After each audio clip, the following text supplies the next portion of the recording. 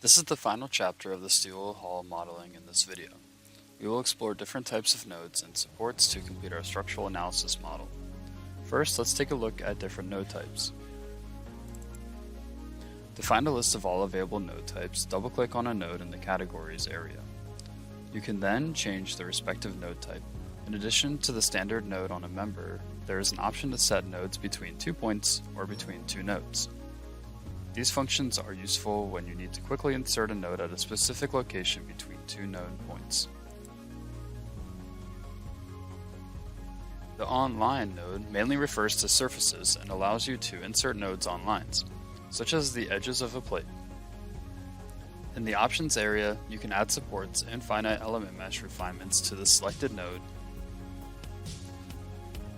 by checking the corresponding checkboxes and defining the properties in the new tab. Now we are going to close the Edit Node dialog box and add supports to our steel hull. To do this, we're going to click on Assign Nodal Support. In the new dialog box, you can enter the nodes manually in the node number area, or click the symbol on the right of the structural model. Below you'll find a list of the most common nodal supports and the bitmap of the currently selected nodal support type. This is on the window to the right. You can use the symbol with the yellow star to create a new nodal support.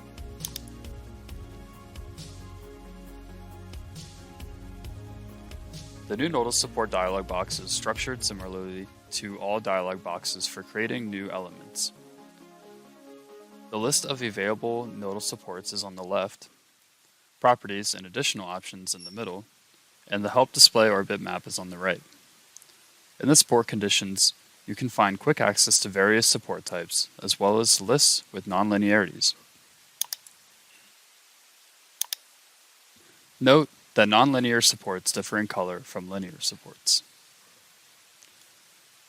For our steel hull, we want to use hinge supports, which are already included in the list on the left, so we don't need to define any new nodal supports.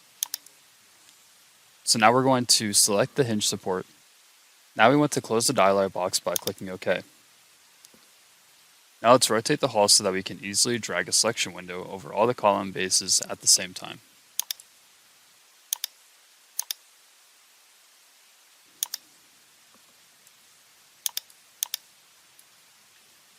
You can adjust the display size of all nodal supports by right-clicking on any nodal support and using the slider in the shortcut menu.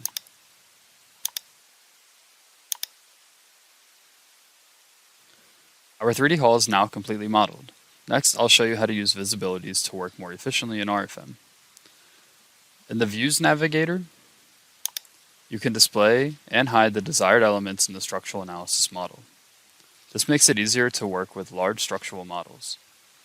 Expand Members by section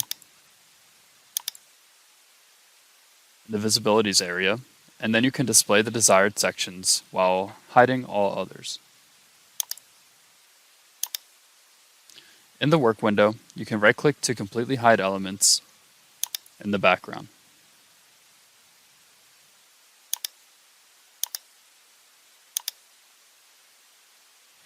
Visibilities allow you to select, edit, or delete the desired elements efficiently.